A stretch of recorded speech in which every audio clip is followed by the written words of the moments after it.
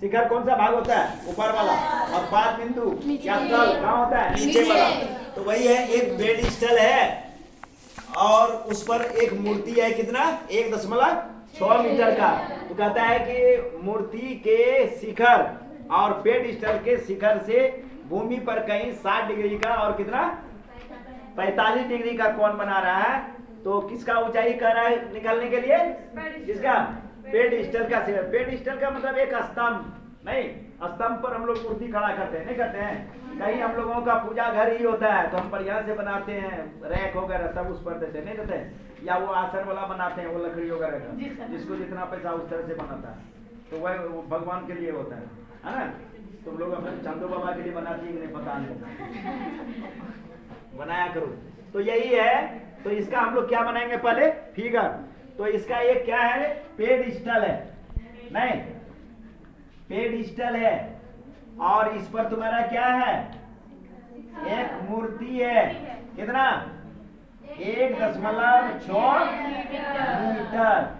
तो यहीं से मान के चलो ए बी और यहाँ क्या हो गया? सी। तो बी सी तुम्हारा क्या हो गया? कौन सी?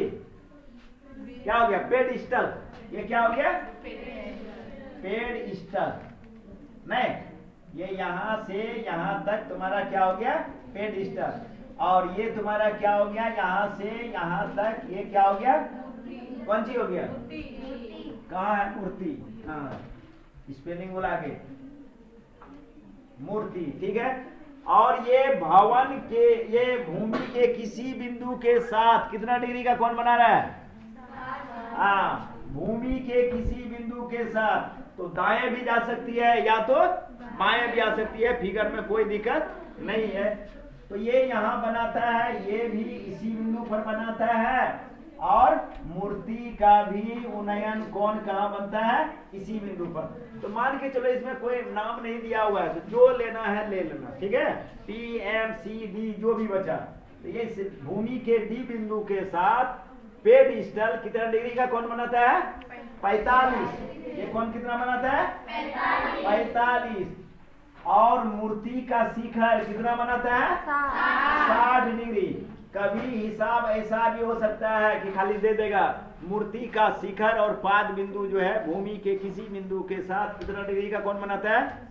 यानी पेडिस्टल का शिखर और मूर्ति का क्या हो गया? निचला सिरा, जिसको हम लोग क्या कहते हैं? पाद बिंदु।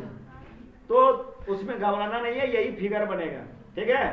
तो चलो हम लोग किसका ऊंचाई कर रहे हैं निकालने के लिए? पेडिस्टल का। तो हम लोग इसी को मान लेंगे, कितना रे? h meter. बस इतना ही लिखना है। अब हम लोग क्या लिखेंगे? हल। यहाँ क्या लेंगे हम लोग? हाँ, मान लिया कि कौन सी? पेडिस्टल की ऊंचाई कितना? h मीटर है, जिसे क्या करनी है? हाँ, जिसे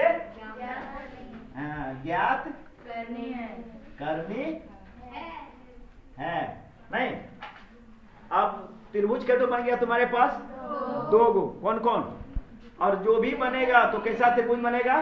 समकोण। हमेशा ऊंचाई दूरी में क्या बनता है? समकोण त्रिभुज। तो एक समकोण त्रिभुज ये बन गया, इसको ले लो, यानी बी सी डी समकोण त्रिभुज बी सी डी में किसी में भी ले सकती है, उससे कोई दिक्कत नहीं है, बड़ा में छोटा में। अब चलो कितना? 10 45 कितना आ जाएगा? 10 45 डिग्री बराबर क्या होता है? लंब बटे आधार, यानी बी सी या बटे सी डी। बी सी या बटे सी डी, या 10 45 का मान 1 बराबर क्या हो गया रे? बी सी या बटे सी डी, या ये क्या हो गया? कोना कोनी गुना कर दो, यानी बी सी बराबर हो गया सी डी। नहीं हुआ? और इसको समीकरण दे दो 1, बस इतने रखने दो। दूसरा समकोण त्रिभुज किसमें? हाँ, पुनः। हाँ, ये लिखना है पुनः, मतलब फिर पुनः समकोण त्रिभुज किसमें? ए सी डी में, ठीक है, ए सी डी में, तो कितना 10 60 बराबर क्या होगा ए सी या बटे सी डी, ए सी या बटे सी डी, या 10 60 का मान √3 बराबर ए सी तुम्हारा कितना हो जाएगा h और प्लस कितना यहां से यहां तक h और ये हो गया तुम्हारा 1.6 मीटर, तो h प्लस 1.6 ना रे, तो h प्लस 1.6 अब बटे यहाँ CD कर दो, ये किस में आएगा मीटर में। अब यहाँ नहीं कुछ तो कोना कोनी क्या करेगी गुनाव कर देना है, तो यहाँ भाग है तो इधर आके क्या हो जाएगा गुनाव, यहाँ क्या लिखेगी या √3 क्या लिखेगी CD बराबर h प्लस 1.6 या √3 और CD बराबर हम लोग क्या लिख सकते हैं, क्या लिख सकते हैं हम लोग CD बराबर क्या लिख सकते हैं BC, तो लिख दो यहाँ BC बराबर क्या होगा h प्लस 1.6 और यहाँ मीटर देते जाना, ठीक है।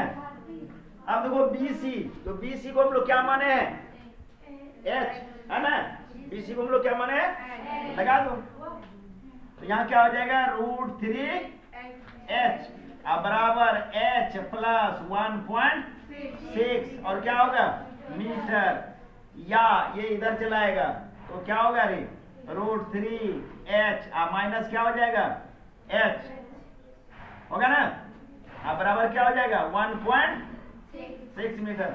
√3h और h में क्या आएगा कॉमन h, यहाँ क्या हो जाएगा h कॉमन आ जाएगा, क्या बचेगा √3 माइनस 1 बराबर 1.6 मीटर, इसलिए h बराबर कितना होगा 1.6 बटे क्या होगा रे √3 माइनस 1, यहाँ जैसे √3 माइनस 1 हो गया तो इसका क्या करना है परिमेयकरण कर दो, नहीं तो परिमेयकरण में हम लोग क्या करते हैं अगर माइनस रहता है तो किससे गुणा करते थे प्लस से, तो यहाँ परिमेयकरण कर दो इसका, तो यहाँ क्या होगा √3 प्लस 1 बटे √3 प्लस 1, नहीं ये हम लोग क्या कर रहे हैं परिमेयकरण